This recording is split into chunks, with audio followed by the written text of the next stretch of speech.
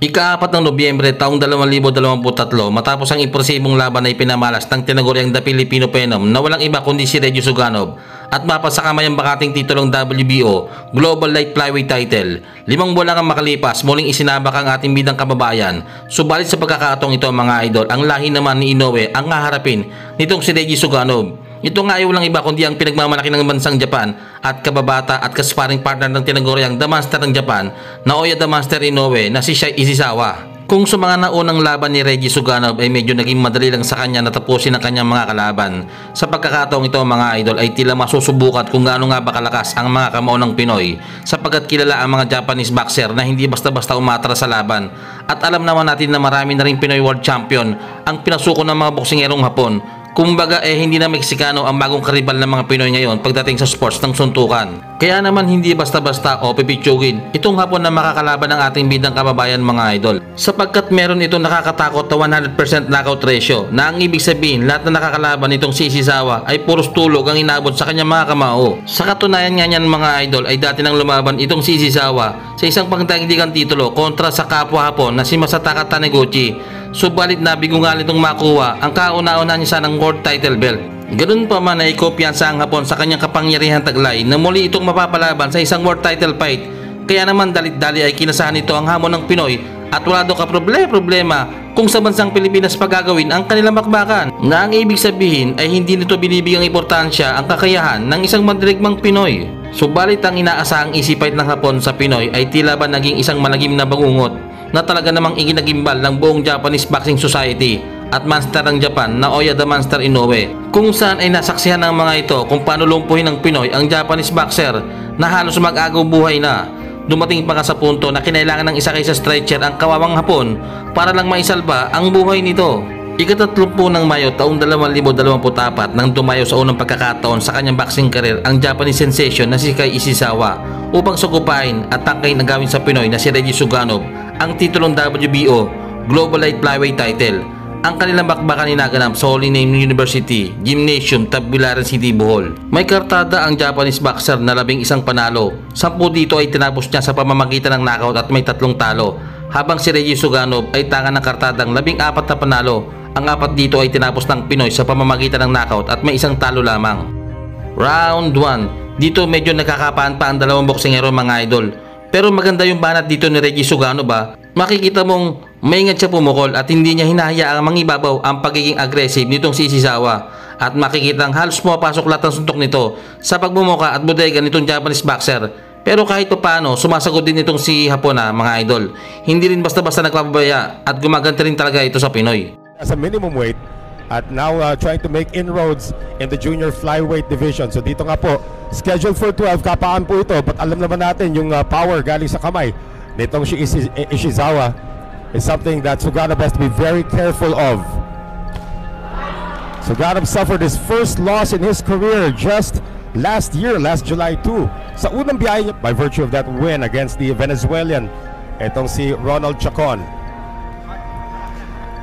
So dito po sa round number 1, medyo nagkakapaan pa sila.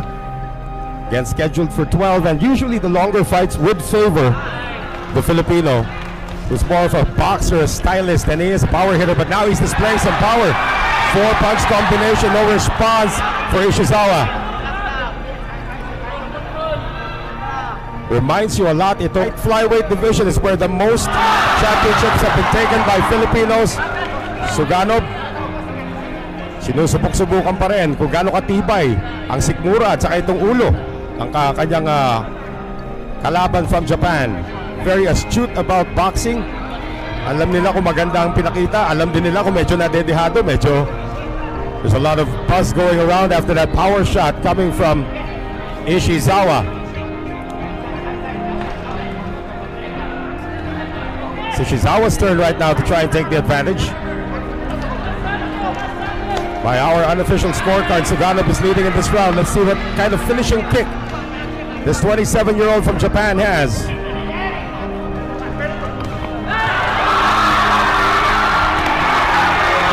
Ishizawa absorbing some punishment. That's a left hook to the head. More shots to the head coming from Suganov. Final seconds of round number 1.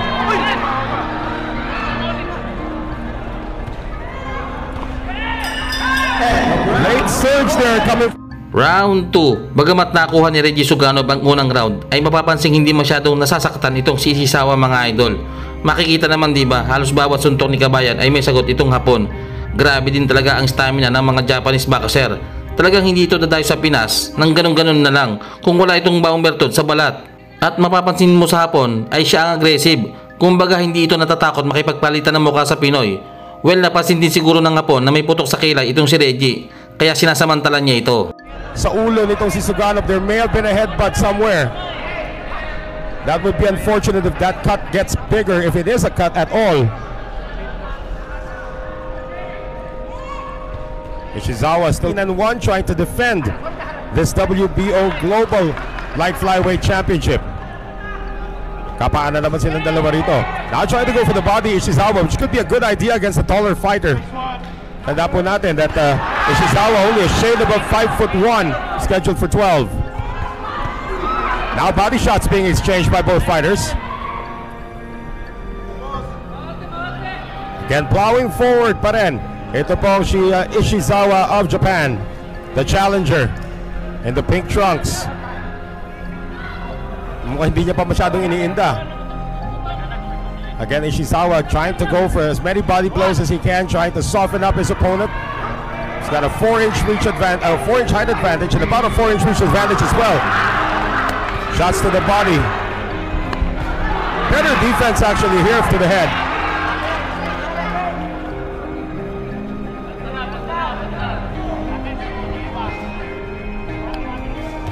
So far, the strategy of the Japanese fighters just plow forward and try to go for the body. Final 10 seconds of the round. Still more body shots being thrown by Ishizawa. Closer round, but it's still... Round 3. Dito sa tingin ko hindi naging maganda ang round ni Reggie Suganov mga idol. Kumbaga nawawala yung magagandang setup sana kung tumatama sana ito sa pagmumukha ng kalaban. Maganda sana, subalit na overcome ito na maka-counter ng Japanese fighter. Pero ang magandang ginawang adjustment dito ni Suganov ay hindi siya masyadong nagpapa-apekto sa mga ginagawang panggugulang nitong si Ishizawa. Saka may kalakasan din talaga ang kamao nitong Hapon mga idol kasi napapatras itong si Reggie sa tuwing tatamaan nito sa bodega. Of course, out of his 11 wins, 10 wins coming by way of knockout. His last 4 bouts, however, 3 of them were losses. So medyo pabawi pa lang itong si Ishizawa. Did lose way back in 2019. That was his first loss against Taniguchi. The rematch, he also lost against Masataka Taniguchi. Nakabawi na Vince Paras in his last outing just last year in October. So this is his first fight since losing to Paras.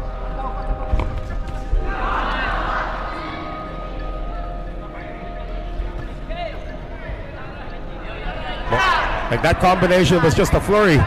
The crowd really gets into it here.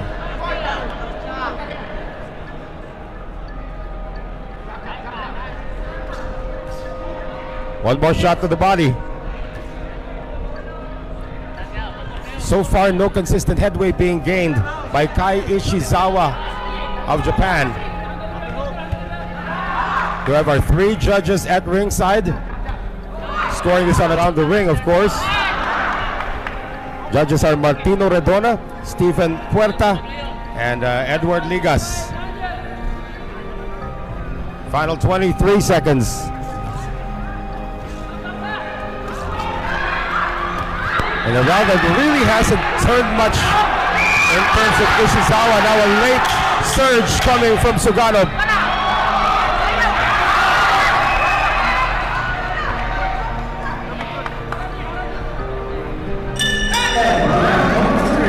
Round 4. Dito na nagsimulang umatake si Reggie Suganov mga idol. Marahil ay inisip nito na lubang nasaktan ng Japanese fighter sa mga birada nito sa tagiliran. Subalit dito ka rin talaga magugulat sa mga boksingerong Hapon na ito dahil makunat pa ito sa Belekoy na kahit tinatamaan pa ng solid na suntok sa pagmumuka at bodega ay nagagawa pa rin ito makipagsabayan kay Kabayan. At ang matindi pa nga dito, nagagawa pa nitong baliktarin ang sitwasyon. Pagmasdan nyo mga idol, mamaya si Reggie naman ang mako-corner at magugulpe ng Hapon. But at the rate, nakakalusot itong mga jabs nitong si Suganov. Might be a very long day here for the Japanese fighter. But again, the game over a smaller opponent. The one thing Suganov doesn't want to do is get engaged in an inside battle. We have a holding warning issued by Attorney Dandrex Tapdasan, our referee.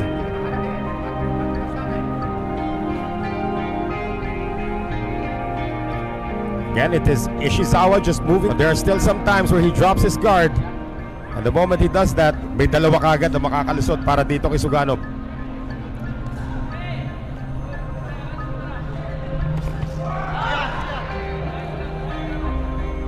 Past the halfway mark of round number 4, scheduled for 12. Unti-unti na pong namamaga. Again, he's just moving forward. That's the only positive working now on the side of Ishizawa. He's not allowing his opponent to move forward. Medyo sumandal doon ng matagal. Ito si Suganov. Pero nakabalik na rin. And he has now turned the tide. He has now got his opponents against the ropes. 40 seconds remaining here. A lunging left hand coming from Suganov. Another uppercut. And this time Ishizawa says, bring it on. Another right hand here from Suganov. The accuracy from the Philippines. Not just one. Both of them starting to close. Dandrex Tapdasan has to step in once again. Final seconds of the 4th. Suddenly the power of Reggie Suganov being displayed here. Kino-contra-tempo niya talaga. Ito si Ishizawa. Every time Ishizawa tries to reload, Suganov is in his face. And Ishizawa... Round 5. Dito mukhang nakukuha ni Reggie ang momentum ng laban sa nakalipas na 4 na round. Pero bibilib ka rin dito kay Ishizawa, mga idol, dahil hindi ito natitinag sa mga suntok ni Kabayan. Ang gaganda ng banat dito ni Reggie halos pasok sa bodega at magmumukha ng hapon, pero hindi man lang ito nasasaktan. Well, dito sa round na ito masusubukan din ang kunat ng pagmumukha nito si Reggie Suganov, mga idol, dahil tumatama na rin ang mga counterpunch ng Japanese fighter at medyo lumalala na rin ang headbutt nito sa ulo. Kaya naman delikado dito si Kabayan. Island in 2017, itong si Bong Sapon Pagyakub. That was actually the first round knockout. Some infighting now between the two. A lot of blood now coming out of the head. The face of Suganov. He won by a TKO against Ronald Chacon kasi nasugatan din. Ito si Ronald Chacon. Final minute of the 5th. Even the crowd here a little concerned about seeing the presence of blood on the face of their homeboy from Dawis Bohol. It's not above the eyebrow. Let's not impair your vision. But when you see your opponent's white gloves with a little bit of blood, you're already concerned. So far, Ishizawa is actually doing well until that right hook delivered by Suganov, but now Ishizawa, his game plan is now starting. Oh, good exchange there. Ishizawa had the better of it though. Another jab coming in for the Japanese. A lot of misses here for Suganov. Round number 6 comes to an end, and it looks like that is the first. Round 6. Grabe yung hiyawan ng mga tao, mga idol. Ito yung mga laban na exciting panoorin, yung tipong walang takbuhan, suntukan kung suntukan. Well, grabe talaga tibay ng hapon, mga idol, no? Magana mo ka pero still siya pa rin yung umaatake kahit pa nga sinasalo na nito yung mga suntok ni Kabayan. Parang hindi tinatablahan At saka may pagkakataon din na si Reggie naman ang kumakamyo kapag tumatama naman ang maka-counter nitong hapon. Ibang klase talaga ang stamina nito at tapang. Kasi kung iba-iba yon, malamang sa malamang natutulog na yon sa ibabaw ng parisukat na lona. Sending him backwards, but not for long. Sugod na naman. Ito si Ishizawa.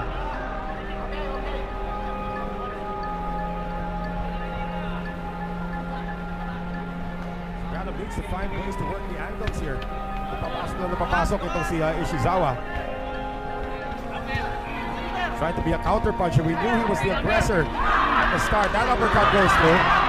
Counter na ginagawa pa so far. Ito si Suganov to take that away. And that is a display to the judges. The rest of round number 6. Suddenly, bumuhos na naman si Suganov. Not very accurate on the punches, but still enough to get the crowd into it.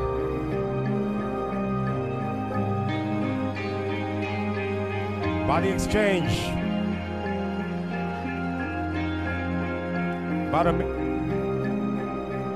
Ishizawa getting a little successful now with those inside incursions.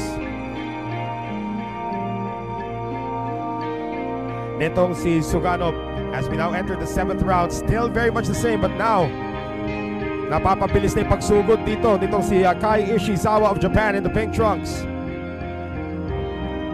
little bit of wrestling there between the two. And one of our strictest referees, Danrix Tapdasan, instructs them on what not to do in a tie-up like that. You can see that Suganob's power is sort of taking a breather at the moment. The wound is not a factor anymore. If you're just joining us, meron pong sugat na natamo. Etong si Reggie Suganob, as early as the first round, tuktok pa lamang po the first round, pero talagang naging lahong. Now Suganob's reach advantage has been negated now because of all of the inside shots coming from Ishizawa. At yung depensa ni Suganob, unti-unti na pong nadidismantle. Fighter for head, the jabs and the combinations to the head. Kasi unti-unti na nga napapasara na niya yung mata ng kanyang kalaban. But in this case, boy, Ishizawa looks like the first 5 rounds was just a testing. And he did suffer that knockout loss against Masataka Taniguchi in 2019. We'll make that in 2022. It was a 10th round TKO.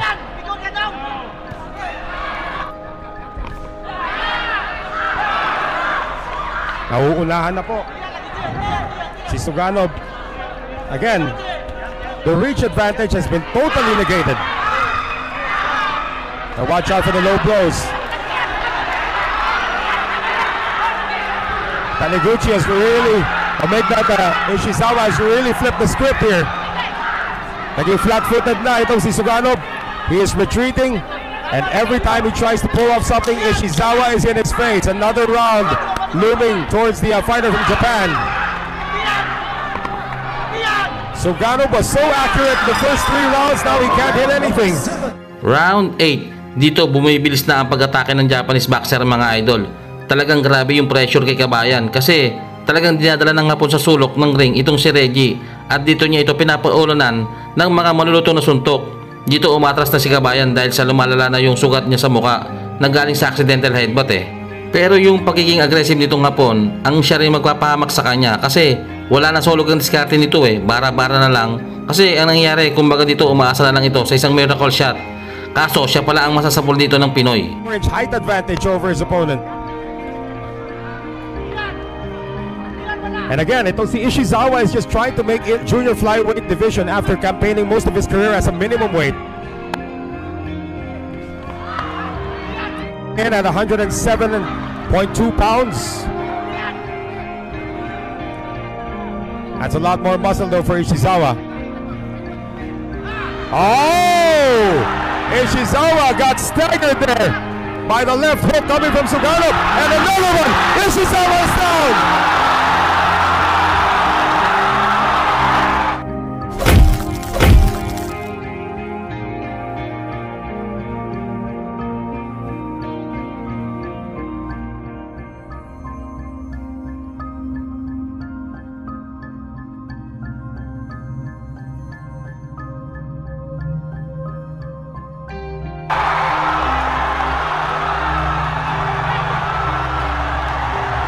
Ready to fight now siya. The blood is coming out of Suganov's head, and Ishizawa smells the blood, wants to get it back. Oh, great right coming from Ishizawa. Napatras na si Suganov. Ishizawa missing. Less than a minute remaining here in this pivotal 8th round. 1 knockdown scored already, so this is a 10-8 round for Suganov. Sent Suganov backwards. Nakabawi na ba? 3-punch combination, all power shots. Another connection to the head. And throwing in the towel. The side of Ishizawa. It's over.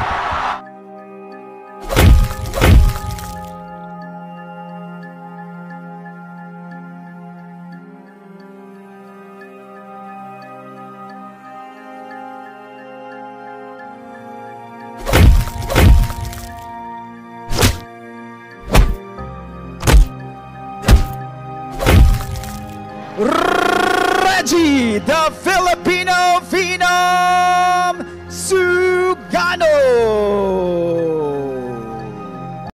Ika-23 ng Hulyo, araw na Linggo, taong 2022, isang malaking laban ng sinuong ng ating bagitong Pinoy, undefeated future prospect at tubong Dawis Bohol na may alias na Filipino Phenom na si Regis Suganov. Dito nga ay binangga ng ating kababayan ang dayong Indonesian boxer at kasulukuyan noong rank number 2 contender sa IBF flyweight na si Esher Aluman. Marami sa ating mga kababayang manonood ang pinahanga ng bagitong Pinoy. Unang round pa lang, animoy class S na halimaw ang ating bida. Magaganda kaagad ang palitan ng 1-2 combination ng dalawang mananabas. Pero nang tumama na ang malatong suntok na bagitong Pinoy ay dito na tumiklop ang Indonesian boxer. At dahil sa lakas na makapatamang natamo ng kalaban ay hindi na nga ito nagawang makatayo pa.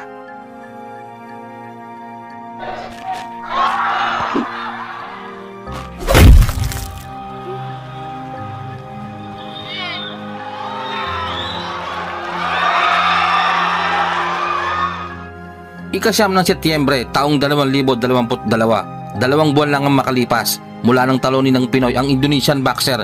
Isa na namang Indo boxer ang muling susubok sa kapangyarihan ng ating bagitong Pinoy. Ito nga ay walang iba kundi ang undefeated rising star ng Indonesia na si Andika, the Golden Boy. May malinis na kartada ang Indonesian boxer na 19 na panalo. 10 dito ay tinapos niya sa pamamagitan ng knockout at walang bahid ng pagkatalo. Kaya naman nag-uumapaw ang kumpiyansa nitong si Andika na madali lamang niya magagapi ang bagitong Pinoy kahit pa nga dayo lamang ito sa ating bansa. Matindi talaga ang dalang kayabangan nitong Indonesian fighter mga kaibigan. Biruin nyo, sinayawan lang ang suntok ng ating bagitong pambato. Ang hindi alam nitong si Andika, pahapyaw pa lamang yon. Kumbaga nagpapainit pa lamang itong ating bida. Kaya naman, noong nagseryoso na itong ating bida, ayun bagsak ang kulukoy at natikman niya pa ang malamasong kamao ng ating kababayan.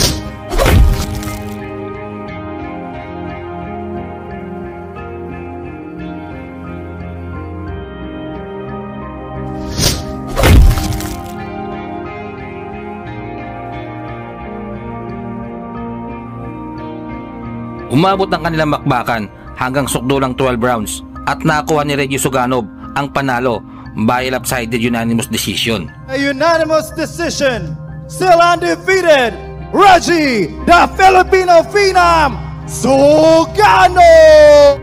Ika-4 na Nobyembre taong 2023, araw ng Sabado, muling nabigyan ng mabigat na laban ang tinaguriang Filipino Phenom na si Regis Suganov. Sa pagkakataong ito, babanggain naman ng ating bida ang dating world title contender ng bansang Valenzuela na si Ronald Chacon. Hindi rin basta-basta itong kalaban ng ating bida mga kaibigan, sapagkat dati rin itong lumaban sa pandaigdigang kampinato kontra sa Japanese fighter na si Masamichi Yabuki.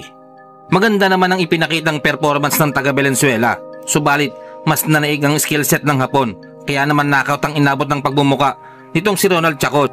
Dahil dyan ay nais ng dayong Valenzuelan fighter na durugin sa mismong baluarte ang bagitong Pinoy upang mapalaban at mabigyan muli ng pagkakataon na mapasabak sa isang world title fight. Pero ang hindi niya alam ay may sorpresa pala naghihintay sa kanya. Ang kanilang sagupan ay naganap sa Wisdom School Gym, Tagbilaran City, Bohol.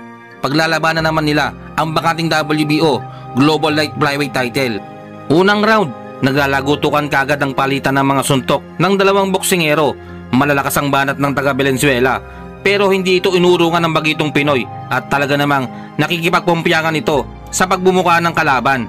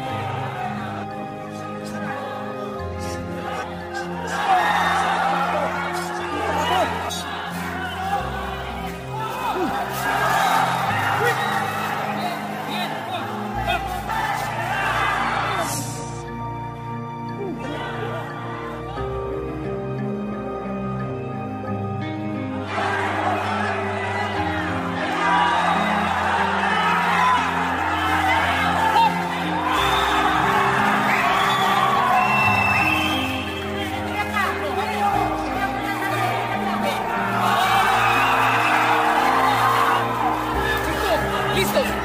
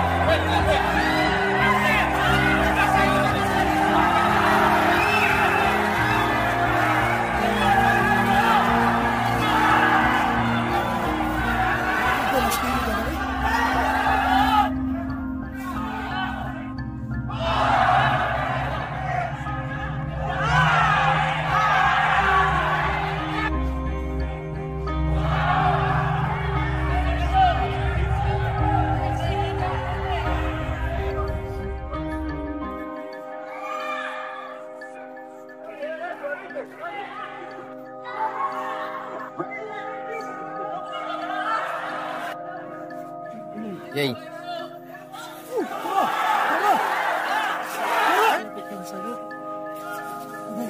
One time. Yay.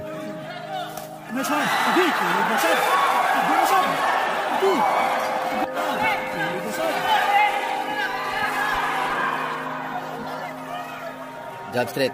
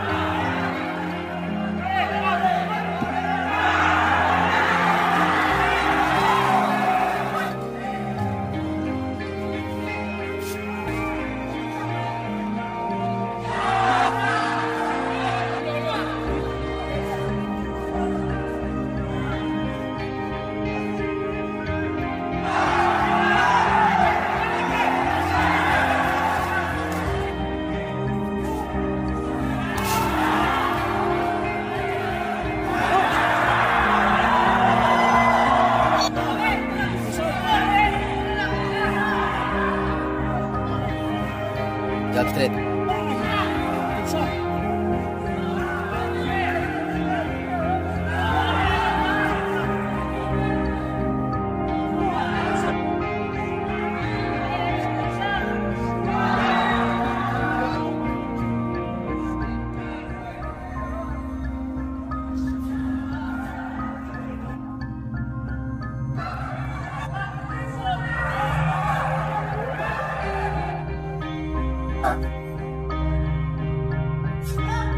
Dengan na, Cik.